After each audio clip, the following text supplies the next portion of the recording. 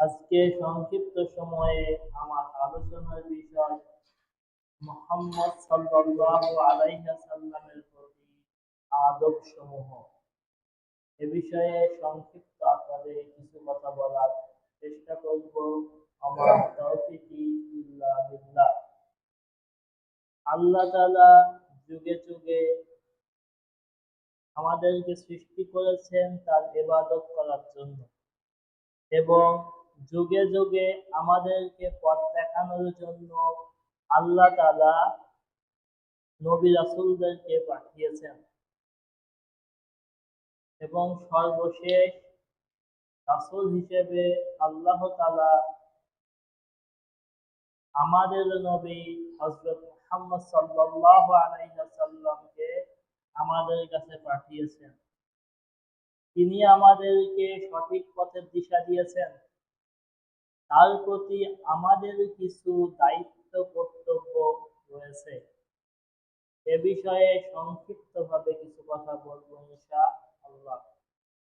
রাসূল সাল্লাল্লাহু আলাইহি ওয়াসাল্লামের প্রতি আমাদের প্রথম করণীয় হচ্ছে আমাদেরকে রাসূল সাল্লাল্লাহু আলাইহি ওয়াসাল্লামের প্রতি ঈমান আনতে হবে, তাকে বিশ্বাস করতে হবে।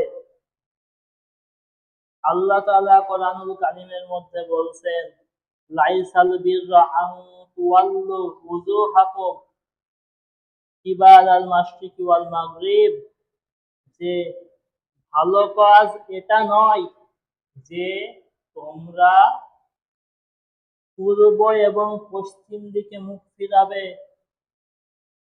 ওয়ালাকিন্নাল বিররা মান আমানা বিল্লাহি ওয়া ইয়াউমিল আখিরি ওয়াল মালাইকাতি ওয়াল কিতাবিহি ওয়ান নাবিয়্যি, বরং ভালো কাজ হচ্ছে এটা যে তুমি ঈমান আনবে আল্লাহর প্রতি এবং আখিরাতের দিবসের প্রতি, ফেরেশতাগণের প্রতি এবং আল্লাহ যে কিতাব নাযিল করেছে তার প্রতি এবং তার নবীগণের প্রতি। এখানে আল্লাহ তাআলা যে কথা বললেন, আল্লাহ তাআলা ঈমানের কথা বললেন এবং সর্বশেষ যেই বিষয়ের প্রতি ঈমান আনতে হবে সেটা নবীগণের প্রতি। শুধু আমাদের নবী নয়, আল্লাহ তাআলা যে পৃথিবীতে যুগে যুগে 1,24,000 নবী রাসূল পাঠিয়েছেন তাদের সকলের প্রতি ঈমান আনতে হবে। অন্য আরেকটি আয়াতে আল্লাহ তাআলা আরো সুন্দর করে বলছেন, যে আয়াত আমরা প্রতিদিন রাত্রে পড়ে ঘুমাতে যাই। সূরা বাকারার 285 নম্বর আয়াত। আল্লাহ বলছেন, আমানার রাসূলু বিমা উনজিলা ইলাইহি মির রাব্বিহি ওয়াল মুমিনুন। অতএব রাসূল এই বিষয়ের প্রতি ঈমান এনেছে যা তার রবের পক্ষ থেকে তার প্রতি নাজিল হয়েছে এবং ঈমানদাররাও এই বিষয়ের প্রতি ঈমান এনেছে। আল্লাহ বলছেন, শোনো, রাসূল ওই বিষয়ের প্রতি বিশ্বাস স্থাপন করেছে যেই বিষয় আল্লাহ তাআলা তার রব তার প্রতি নাজিল করেছে এবং যারা ঈমানদার তারা ওই বিষয়ের প্রতি ঈমান এনেছে। তারপর আল্লাহ বলছেন, কুল্লুন আমানা বিল্লাহি ওয়া মালাইকাতিহি ওয়া কুতুবিহি ওয়া রুসুলিহি লা নুফাররিকু বাইনা আহাদিম মির রাসূলিহি। তারা সবাই বলে, আমরা ঈমান এনেছি আল্লাহর প্রতি এবং তার ফেরেশতাগণের প্রতি, তার কিতাব সমূহের প্রতি এবং তার রাসূলগণের প্রতি, এবং আমরা কোন রাসূলদের মধ্যে তারতম্য করি না। আমরা কি করি না? কোন রাসূলদের মধ্যে তারতম্য করি না।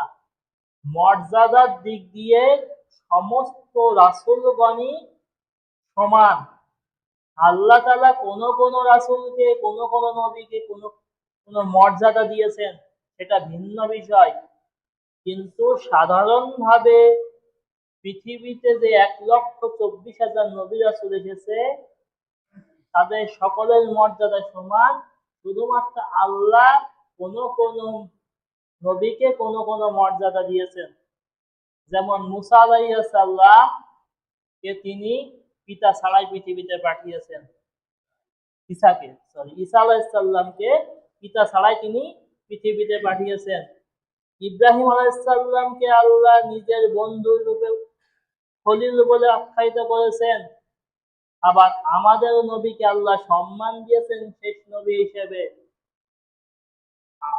আল্লাহ যত নবী রাসূল পৃথিবীতে এসেছে সবারই মর্যাদা সমান, কিন্তু আল্লাহ তাআলা কাউকে কাউকে অতিরিক্ত কোন মর্যাদা দিয়ে আল্লাহ তাকে সম্মান দিয়েছেন।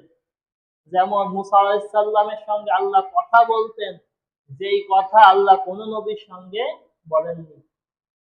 আবার সুলাইমান আলাইহিস সালামকে আল্লাহ ক্ষমতা দিয়েছিলেন, তিনি পশু পাখির কথা বুঝতে পারতেন। তো আমাদের প্রথম দায়িত্ব হচ্ছে আমাদেরকে ঈমান আনতে হবে রাসূলদের প্রতি। আমরা যে হাদিসটাকে হাদিসে জিবরিল নামে চিনে থাকি, যে জিবরিল আলাইহিস সালাম মানুষের রূপ নিয়ে পৃথিবীতে এসেছিল, সেই হাদিসটাতে স্পষ্ট উল্লেখ আছে। ওমর ইবনুল খাত্তাব রাদিয়াল্লাহু তাআলা আনহু বলেন, আমরা রাসূল সাল্লাল্লাহু আলাইহি ওয়াসাল্লামের কাছে বসেছিলাম, এমন সময় এক ব্যক্তি আসলো যাকে আমরা কেউ চিনি না। সে সফর করে এসেছে, এমন কোন চিহ্ন তার মধ্যে নেই। তার চুলগুলো কুচকুচে কালো, তার পোশাকটা ধবধবে সাদা, কিন্তু আমরা তাকে কেউ চিনতে পারলাম না। সে মসজিদে প্রবেশ করলো, আল্লাহ রাসূলের হাঁটুর সঙ্গে হাঁটু মিলিয়ে বসে পড়ল। বসে পড়ে আল্লাহ রাসূলকে বলছেন, হে মুহাম্মদ, আমাকে আপনি ইসলাম সম্পর্কে বলুন। আল্লাহ রাসূল বলছেন, ইসলাম হচ্ছে বুনিয়াল ইসলাম আলা খামসিন শাহাদাতি আন্না লা ইলাহা ইল্লাল্লাহ ওয়া আন্না মুহাম্মাদার রাসূলুল্লাহ ওয়া ইকামিস সালাত ওয়া ইতাইজ যাকাত ওয়া হাজ্জি ওয়া সাওমি রমাদান। যে ইসলাম হচ্ছে তুমি এই সাক্ষ্য দেবে আল্লাহ ছাড়া সত্য কোনো মাবুদ নেই এবং মুহাম্মদ সাল্লাল্লাহু আলাইহি ওয়াসাল্লাম আল্লাহর রাসূল।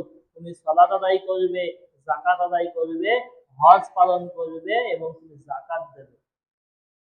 তখন ওই ব্যক্তি বলছে, সাদাক্তা, আপনি সত্য কথা বলেছেন। ওমর রাদিয়াল্লাহু তাআলা বলছেন যে আমরা অবাক হয়ে গেলাম, যেই ব্যক্তি নিজে প্রশ্ন করছে এবং সেই বলছে যে আপনি সত্য কথা বলেছেন, এবার কেমন মানুষ। তারপর বলছে, আমাকে ইসলাম সম্পর্কে বলুন, ঈমান সম্পর্কে বলুন।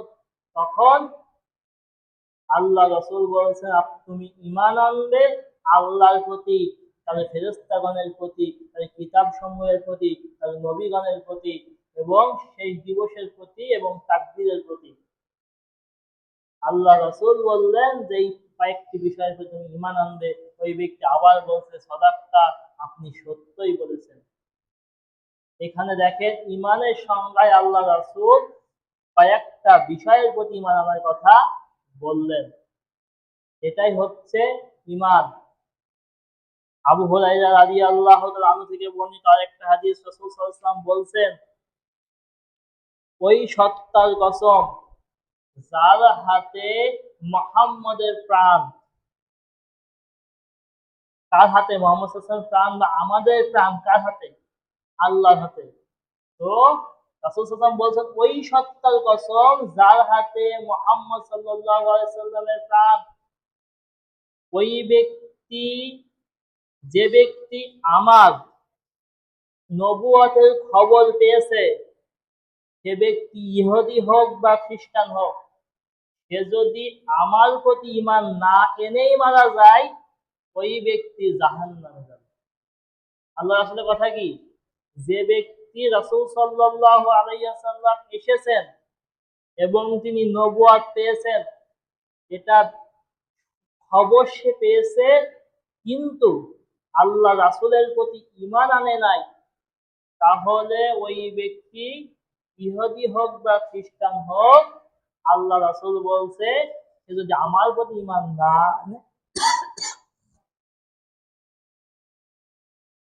আমার প্রতি ঈমান না আনে ওই ব্যক্তি জাহান্নামে যাবে। এখানে বোঝা গেল শুধু আল্লাহ রাসূলের প্রতি ঈমান তো আমাদেরকে আনতে হবে। আর আগের আয়াতগুলো হাদিসগুলোতে যেভাবে এসেছে সমস্ত নবীগণের প্রতি ঈমান আনতে হবে। কিন্তু যেহেতু এখন আমরা শেষ নবীর উম্মত, আমাদেরকে আমাদের নবীর প্রতি দৃঢ়ভাবে ঈমান আনতে হবে। রাসূল সাল্লাল্লাহু আলাইহি ওয়াসাল্লামের প্রতি আমাদের ২ নাম্বার করণীয় হচ্ছে তাকে শেষ নবী হিসেবে বিশ্বাস করা। আল্লাহ তাআলা বলছেন, মাকানা মুহাম্মাদুন আবা আহাদিন মির রিজালিকুম ওয়ালাকিন রাসূলুল্লাহি ওয়া খাতামান নাবিয়্যিন। আল্লাহ বলছেন, মুহাম্মদ সাল্লাল্লাহু আলাইহি ওয়াসাল্লাম তোমাদের মধ্যে প্রাপ্তবয়স্ক কোন পুরুষের পিতা নন, তিনি হচ্ছেন আল্লাহ রাসূল এবং তিনি শেষ নবী। আল্লাহ তাআলা বলছেন, শোনো মুহাম্মদ সাল্লাল্লাহু আলাইহি ওয়াসাল্লাম কি তোমাদের মধ্যে কোন প্রাপ্তবয়স্ক পুরুষের পিতা নন, তিনি হচ্ছেন আল্লাহ রাসূল এবং তিনি শেষ নবী। আল্লাহ এখানে কি বলছেন যে তিনি তোমাদের কোন প্রাপ্তবয়স্ক কোন পুরুষের পিতা নন। আপনারা সবাই জানেন আল্লাহ রাসূলের সন্তান পুত্র সন্তান ছিল, কিন্তু তারা সাবালক হওয়ার আগেই তাদের মৃত্যু হয়েছিল। আল্লাহ তাআলা তাদেরকে মৃত্যু দান করেছিল। কারণ যুগে যুগে আগের যুগে নবীদের পরে নবীদের সন্তানরা নবী হয়েছে,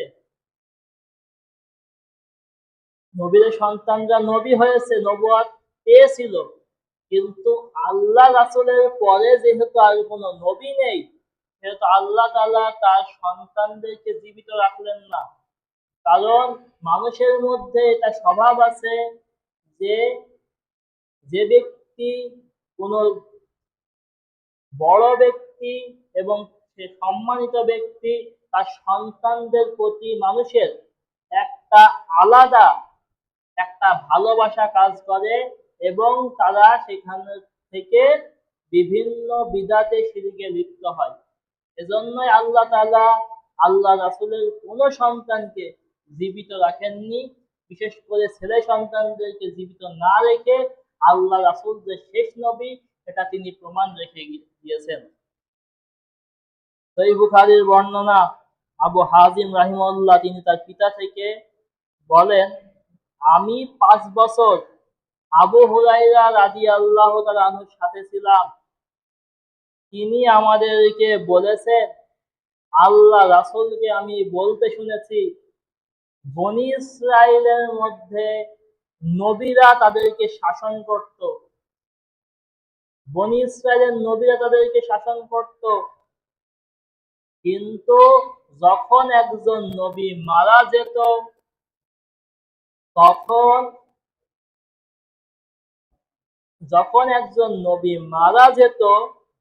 তখন আরেকজন নবীকে আল্লাহ তার জায়গায় পাঠিয়ে দিতেন, কিন্তু আমার পরে আর কোনো নবী নেই, আমি শেষ নবী। সহিহ বুখারীর আরেকটা বর্ণনা, আবু হুরায়রা রাদিয়াল্লাহু তাআলা আনহু থেকে বর্ণিত, তিনি বলেন, রাসূল সাল্লাল্লাহু আলাইহি ওয়াসাল্লাম বলেছেন যে এক ব্যক্তি সুন্দর করে একটা বাড়ি তৈরি করলো। আল্লাহ রাসূল বলছে, আমার উদাহরণ হচ্ছে এমন যে এক ব্যক্তি সুন্দর করে একটি বাড়ি তৈরি করলো এবং লোকজন সেই বাড়িটাকে ঘুরে ঘুরে দেখতে লাগলো। দেখতে দেখতে সবাই সেই বাড়িটার প্রশংসা করলো। যখন বাড়িটার প্রশংসা করলো, সবাই দেখলো যে বাড়িটার মধ্যে একটা ইটের জায়গা ফাঁকা পড়ে রয়েছে। লোকেরা বলতে লাগলো, এই ইটের জায়গায় যদি ইটটা যদি থাকতো তাহলে বাড়িটা সম্পূর্ণ হয়ে যেত। আল্লাহ রাসূল সাল্লাল্লাহু আলাইহি ওয়াসাল্লাম বলছেন, নাবিতু ওয়া আনা খাতামুন নাবিয়্যিন, যে আমি হলাম সেই ঈদ এবং আমি হলাম শেষ নবী। সুবহানাল্লাহি ওয়া বিহামদিহি। তাহলে আল্লাহ রাসূলের কথা কি, ওই যে বড় বিল্ডিংটা হচ্ছে ইসলাম, ইসলামের সম্পূর্ণ পরিপূর্ণ হয়ে গিয়েছে, শুধুমাত্র একটা ছোট ইটের জায়গা ফাঁকা ছিল। আল্লাহ রাসূলকে আল্লাহ তাআলা পাঠালেন দুনিয়াতে ওই ইট হিসেবে। তিনি যখন আসলেন, তার নবুয়তের দায়িত্ব শেষ করলেন, আল্লাহ ইসলামকে পরিপূর্ণ করে দিলেন, এবং ওই ঘরটাও পরিপূর্ণ হয়ে গেল, যেই ঘরটা হচ্ছে ইসলাম। সুবহানাল্লাহি ওয়া বিহামদিহি। তবে যুগে যুগে মিথ্যা নবুয়তের দাবি মানুষ করবে। সাওবান রাদিয়াল্লাহু তাআলা আনহু থেকে বর্ণিত, তিনি বলেন, রাসূল সাল্লাল্লাহু আলাইহি ওয়াসাল্লাম বলেছেন, ততক্ষণ পর্যন্ত কিয়ামত সংঘটিত হবে না যতক্ষণ না আমার উম্মত মুশরিকদের সঙ্গে মিশে যাবে এবং তারা মূর্তি পূজা করবে। আচ্ছা, এই আল্লাহ রাসূলের যে বলা এই আলামত কি এখন বর্তমানে প্রকাশ পেয়েছে? আমরা মুসলমানরা কি মুশরিকদেরকে ভালোবাসি, তাদের সাথে মিশছি? আমরা মিশছি। এই যে বিশ্বকাপ ফুটবল যে এখন চলছে, খেলছে কি মুসলমানরা? খেলছে। অধিকাংশ যারা খেলছে তারা কি মুশরিক না? কিন্তু আমাদের ভালোবাসার মানুষ কি এক একজন মুশরিক। মুশরিকদেরকে তো ভালোবাসছি আমরা, বাসছি না? তাদের পতাকা আমরা আমাদের বাড়ির ওপর টাঙাচ্ছি, আর্জেন্টিনার পতাকা, ব্রাজিলের পতাকা টাঙাচ্ছি না? এই যে আর্জেন্টিনার পতাকার উপরে যে একটা সূর্যের ছবি আছে, ওইটা ওদের দেবতার ছবি। আর্জেন্টিনার ওরা সূর্যকে পূজা করে।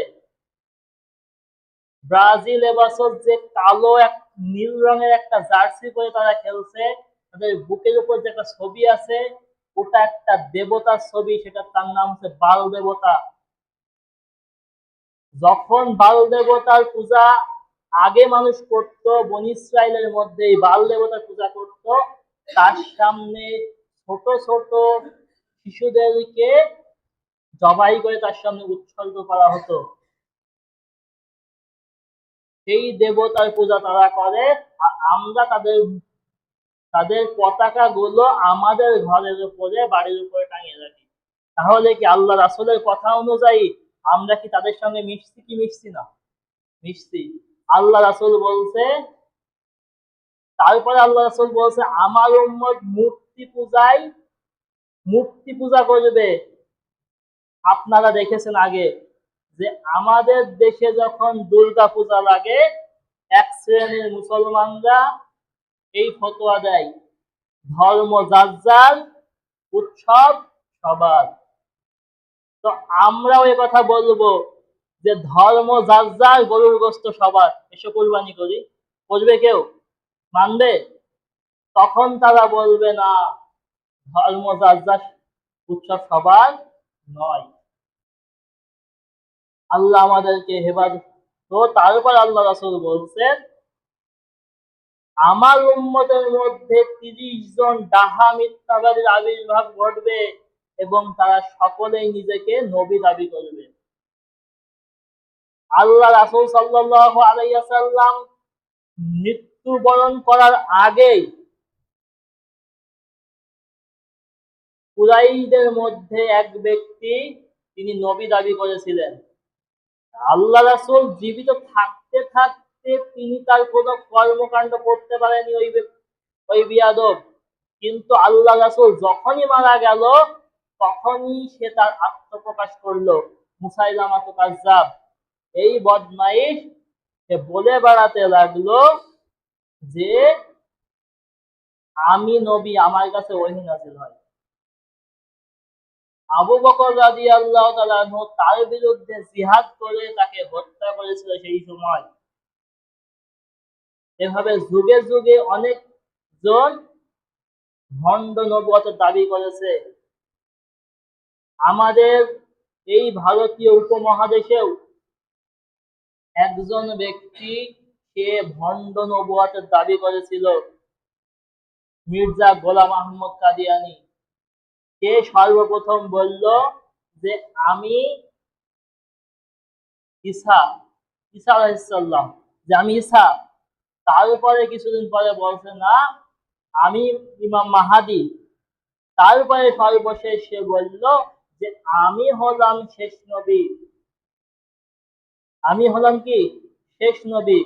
এই কথা যখন বলল, আমাদের ভারতের একজন আহলুল হাদিস আলেম সানাউল্লাহ অমৃতসরী রাহিমাহুল্লাহ, তিনি তাকে চ্যালেঞ্জ করলেন যে আমি হলাম এই কথার পক্ষে যে মুহাম্মদ সাল্লাল্লাহু আলাইহি ওয়াসাল্লাম শেষ নবী, আর তোমার কথা হচ্ছে তুমি শেষ নবী। যদি মুহাম্মদ সাল্লাল্লাহু আলাইহি ওয়াসাল্লাম শেষ নবী হয়, তাহলে আমি পৃথিবীতে বেশি দিন জীবিত থাকব, আর তুমি যদি শেষ নবী হও, তাহলে তুমি বেশি দিন পৃথিবীতে জীবিত থাকবে। এই চ্যালেঞ্জ মির্জা আহমদ কাদিয়ানী গ্রহণ করার পরে দেখা গেল ওই ব্যক্তি কিছুদিন পরেই পায়খানার মধ্যে পড়ে মারা গেল। তার মুখে নাকে সব গু দ্বারা ভর্তি। ওই ব্যক্তি মারা গেল। ওই ব্যক্তি মারা যাওয়ার পরেও সানাউল্লাহ অমৃতসরী রাহিমাহুল্লাহ তিনি 40 বছর পৃথিবীতে জীবিত ছিলেন। সুবহানাল্লাহি ওয়া বিহামদিহি। যুগে যুগে এই ভণ্ডগুলো যখনই এসেছে, আলেমরাই যুগে যুগে আলেমরাই এই ফিতনাগুলোকে তারা মোকাবেলা করেছে। তো এই হাদিস এবং কোরআনের আয়াত থেকে বোঝা যায় মুহাম্মদ সাল্লাল্লাহু আলাইহি ওয়াসাল্লাম শেষ নবী, তারপরে কোন নবী পৃথিবীতে আসবে না। 3 নাম্বার হচ্ছে রাসূল সাল্লাল্লাহু আলাইহি ওয়াসাল্লামকে ভালোবাসতে হবে, সেটা নিজের জীবনের থেকে বেশি। আনাস রাদিয়াল্লাহু তাআলা আনহু থেকে বর্ণিত, তিনি বলেন রাসূল সাল্লাল্লাহু আলাইহি ওয়াসাল্লাম বলেছেন, লা ইউমিনু আহাদুকুম হাত্তা আকুনা আহাব্বানি ইলাইহি মিন ওয়ালিদিহি ওয়া ওয়ালাদিহি ওয়ান নাসি আজমাইন। তোমাদের মধ্যে কোন ব্যক্তি ততক্ষণ পর্যন্ত ঈমানদার হতে পারবে না যতক্ষণ না সে তার পিতামাতা, সন্তান সন্ততি থেকে আমাকে বেশি ভালো না বাসবে। আব্দুল্লাহ ইবনে হিশাম রাদিয়াল্লাহু তাআলা তিনি বলেন, আমি একবার আল্লাহ রাসূলের সঙ্গে ছিলাম।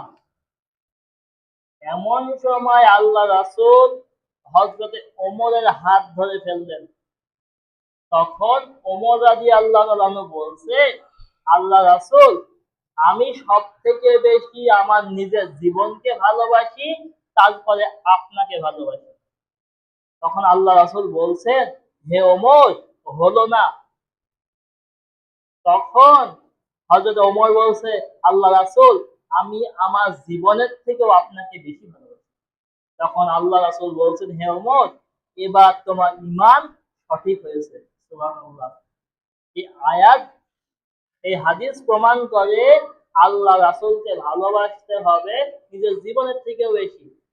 আল্লাহ রাসূলকে ভালোবাসা মানে যে আমি শুধু রবিউল আউয়াল মাস আসবে, 12ই রবিউল আউয়াল আসবে, আল্লাহ রাসূলের জন্মদিন উপলক্ষে কেক কাটবো, এর নাম ভালোবাসা?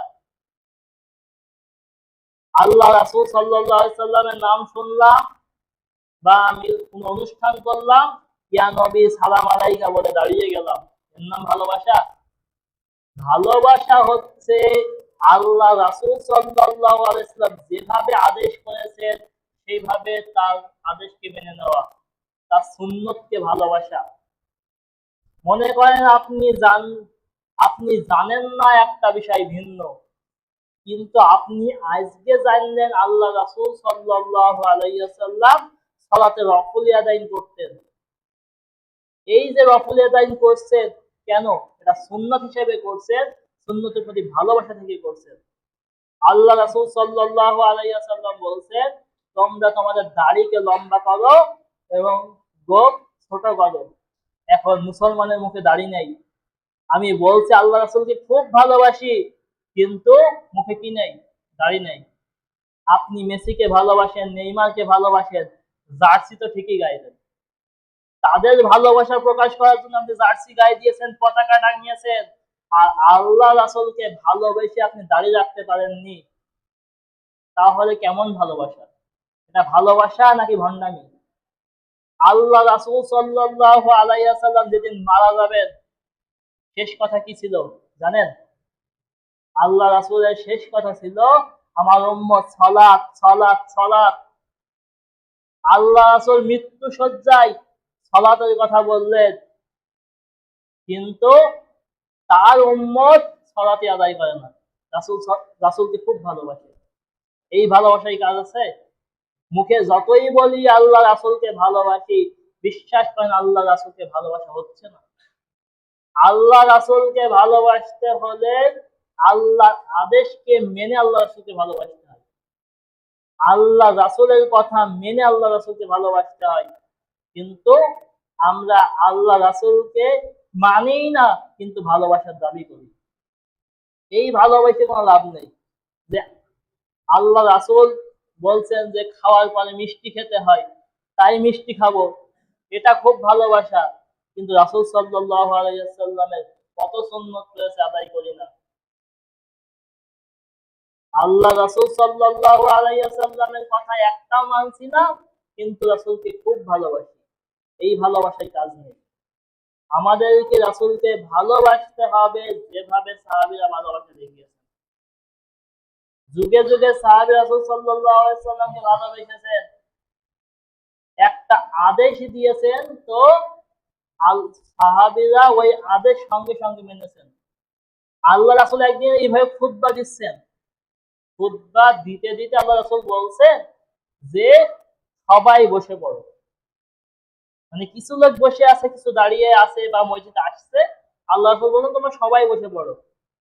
একজন সাহাবী তিনি রাস্তার উপরে ছিল, মানে মসজিদে এখন প্রবেশ করেনি, এক পা মসজিদের ভিতরে, এক পা মসজিদের বাইরে।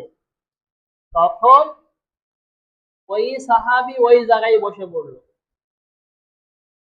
চৌকাঠের উপরে, মানে দরজার মুখে বসে পড়েছে, যে এক পা ভিতরে এক পা বাইরে। আল্লাহ রাসূল বলেছে বসে পড়তে, সে বসে পড়েছে। তখন আল্লাহ তাকে ডেকে বলছেন যে তুমি ভিতরে এসে তারপর বসো।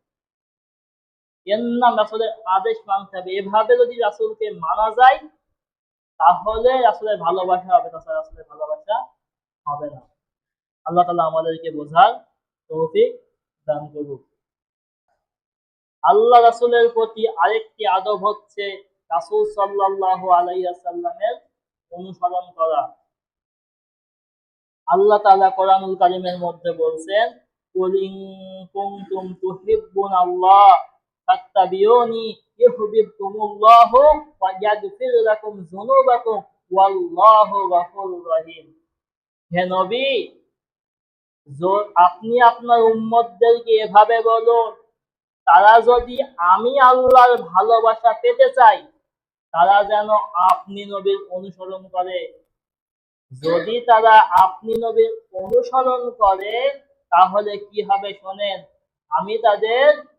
আমি তাদেরকে ভালোবাসবো, ওয়া ইয়াগফির লাকুম যুনুবাকুম, এবং তাদের সমস্ত গুনাহগুলো আমি মাফ করে দেব। এখানে আল্লাহ একটা শব্দ ব্যবহার করেছেন, সেটা হচ্ছে ফাত্তাবিউনি। এই ফাত্তাবিউনি শব্দটি এসেছে তাবিয়া শব্দ থেকে। তাবিয়া শব্দের অর্থ হচ্ছে, উদাহরণ দিতে গিয়ে এভাবে বলা যায়, অন্ধকার রাত, বৃষ্টি হয়েছে এবং চারিদিকে কাদা, এক ব্যক্তির হাতে একটি আলো আছে, ওই ব্যক্তি পথ চলছে ওই আলো দিয়ে রাস্তা দেখে দেখে, আর এক ব্যক্তির হাতে আলো নেই। ওই যে আলোওয়ালা ব্যক্তি যেখানে যেখানে পা ফেলছে, সে ওই আলোওয়ালা ব্যক্তির পিছনে যতটুকু আলো সে পাচ্ছে, ওই আলো দেখে দেখে সে যেখানে পা ফেলেছে সেখানে পা ফেলে সামনের দিকে এগিয়ে যাওয়ার নাম হচ্ছে তাবিয়া বা ফাত্তাবিউনি। রাসূল সাল্লাল্লাহু আলাইহি ওয়াসাল্লামের অনুসরণ ঠিক এইভাবেই করতে হবে। রাসূল সাল্লাল্লাহু আলাইহি ওয়াসাল্লাম যেখানে যেভাবে আমল করেছেন সেখানে সেইভাবে আমল করতে হবে। কারণ আল্লাহ তাআলা আমাদেরকে রাসূলের অনুসরণ করতে অনেক জায়গায় বলেছেন।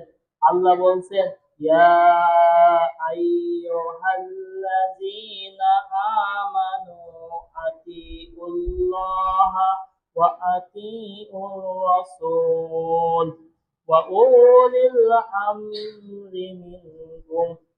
আল্লাহ বলছেন, হে ঈমানদারগণ, তোমরা আল্লাহর আনুগত্য করো, তার রাসূলের অনুগত্য করো এবং তোমাদের মধ্যে যারা দায়িত্বশীল আলেম তাদেরকে তোমরা অনুসরণ করো। এটা আল্লাহর কথা। যদি আমরা আল্লাহকে অনুসরণ করি, আল্লাহ রাসূলকে অনুসরণ করি, তাহলে আমরা জান্নাতে যেতে পারবো। আর যদি অনুসরণ না করি তাহলে আমরা জাহান্নামে যাব।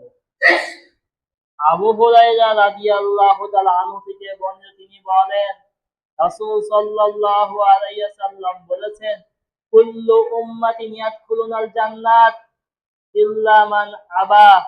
নিশ্চয় আমার প্রত্যেক যে উম্মত আছে তারা জান্নাতে প্রবেশ করবে। সুবহানাল্লাহ।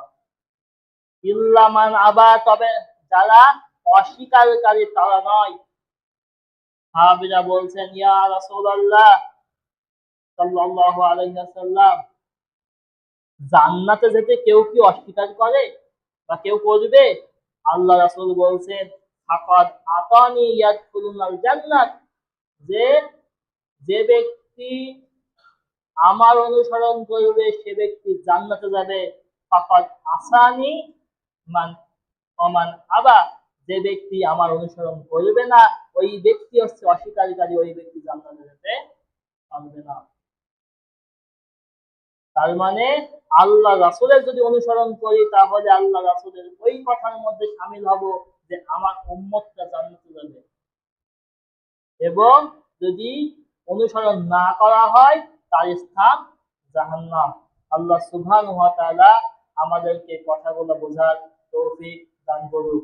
সময় যতটুকু কথা বলেছি, হে আল্লাহ, সর্বপ্রথম তুমি আমাকে, পরবর্তীতে সামনে বসা ভাইদেরকে আমল করার তৌফিক দান করো।